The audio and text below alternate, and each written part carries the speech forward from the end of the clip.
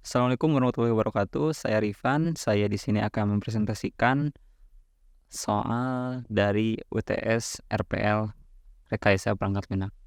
Langsung saja, di sini saya akan menjelaskan apa itu Recruitment Engineering. Secara general, dalam bidang rekayasa perangkat lunak atau RPL, Recruitment Engineering biasanya adalah pendekatan sistematis untuk mengumpulkan dokumentasi, mengelola persyaratan, eh, dan mengumpulkan resource yang dibutuhkan untuk membuat suatu software atau project. Dan di sini ada beberapa metodologi pengembangan yang digunakan seperti yang nanti akan dijelaskan, yaitu tentang metode waterfall, agile, dan prototype. Langsung saja, di sini ada studi kasus dan sistem manajemen proyek, yaitu studi kasus yang saya ambil. Yang pertama, untuk sistematis manajemen proyek online, yaitu saya akan untuk mendefinisikan permasalahan terlebih dahulu. Kemudian eksplorasi awal, pengumpulan persyaratan, analisis persyaratan, validasi persyaratan, pengujian persyaratan, yang mana hal ini dilakukan dari kiri ke kanan secara berurutan. Nah, di sini ada pendefinisian masalah dan di sini ada studi kasus juga, yaitu perusahaan ABC atau ya memiliki kesulitan dalam mengelola proyek-proyeknya secara efisien dan kalau kolaboratif. Identifikasinya tim proyek, manajer proyek, penggunaan akhir, dan pemegangan kepentingan lainnya. Yang kedua, eksplorasi awal. Studi awalnya, tim recruitment engineering melakukan analisis awal untuk memenuhi kebutuhan pengguna dan lingkungan bisnis. Itu bisa jadi pakai wawancara, yaitu tim melakukan wawancara dengan pengguna potensial yang memangku kepentingan untuk memahami tantangan dan harapan mereka terhadap sistem manajemen proyek yang akan nanti dijalankan. Yang ketiga, yaitu pengumpulan persyaratan. Si tim itu melakukan brainstorming, yaitu untuk mengidentifikasi kebutuhan apa saja yang akan digunakan nanti pada saat pembangunan proyek tersebut.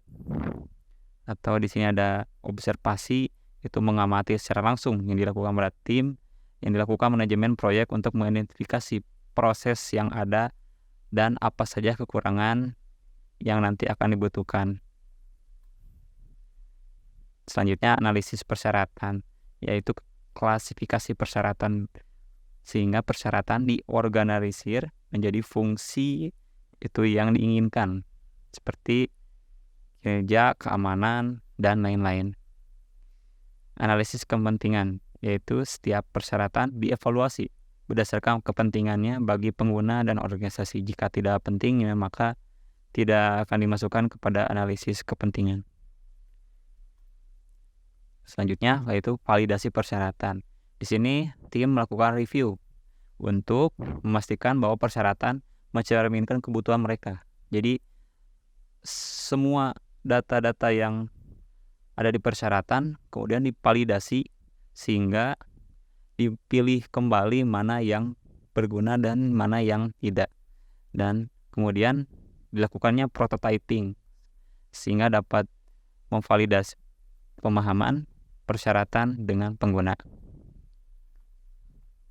Terakhir, pengujian persyaratan, yaitu persyaratan yang telah dikumpulkan semua diujikan untuk memastikan bahwa setiap persyaratan terpenuhi, sehingga persyaratan dapat memenuhi harapan pengguna yang dispesifikasikan oleh klien. Di sini saya akan menjelaskan metode-metode pada rekayasa perangkat lunak yang telah disinggung pada bagian awal tadi. Itu ada prototype, agile, waterfall. Di sini ada plus dan minus beberapa metode-metode yang ada di sini.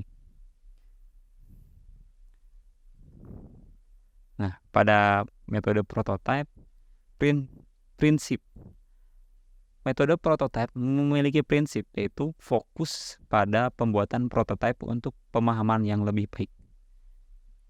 Agar lebih mengerti, kita langsung untuk contoh kasusnya, itu mempertimbangkan pengembangan aplikasi e-commerce dalam metode prototype. Pengembangan memungkinkan pembuatan prototype antarmuka pengguna atau unit interface yang mencakup beberapa fitur kunci seperti penelusuran produk, penambahan ke keranjang belanja, dan proses checkout-nya seperti aplikasi ya, Shopee misalnya, Tokopedia yang seperti itu. Prototipe ini kemudian diberikan kepada pengguna untuk mendapatkan umpan balik sejak dini, yaitu seperti pengujian ya.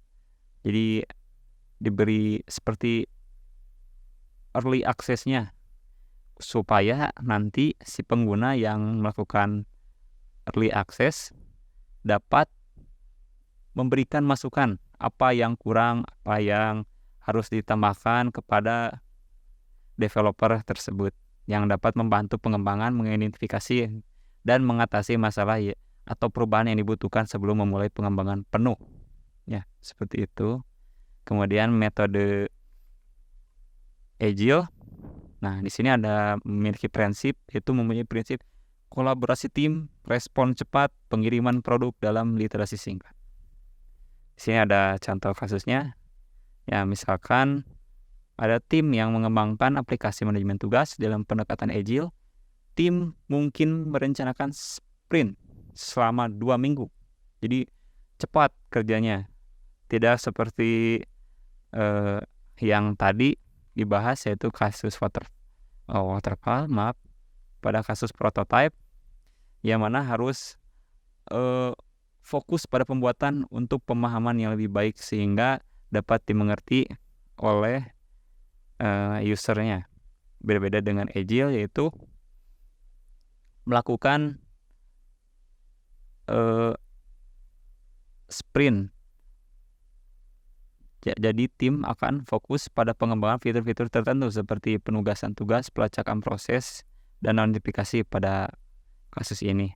Pada akhir setiap sprint, produk yang dapat digunakan harus siap untuk dipresentasikan kepada pemandu kepentingan seperti berikutnya dapat menanggapi umpan balik dan menambahkan atau memperbaiki fitur-fitur berdasarkan kebutuhan baru atau perubahan. Jadi sprint di sini itu berfungsi untuk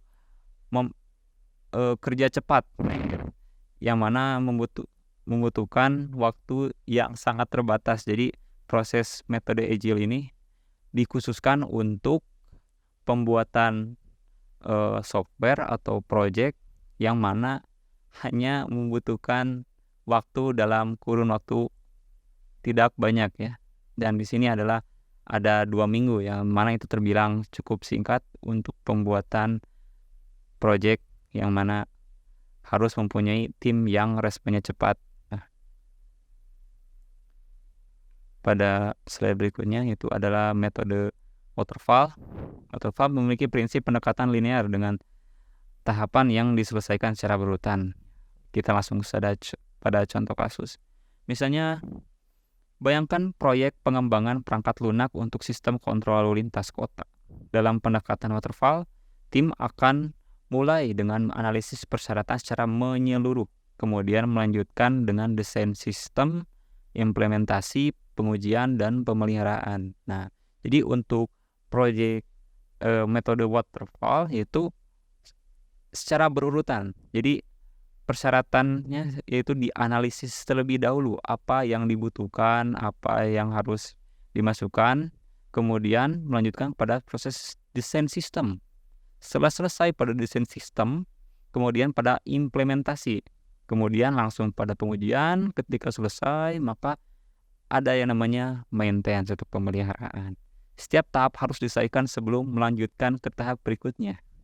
Proses ini cocok untuk proyek-proyek di mana persyaratan sudah didefinisikan dengan baik dan tidak mungkin berubah secara signifikan selama pengembangan. Jadi tidak ada umpan balik seperti pada proses Agile dan prototype. Jadi sudah jelas untuk metode waterfall.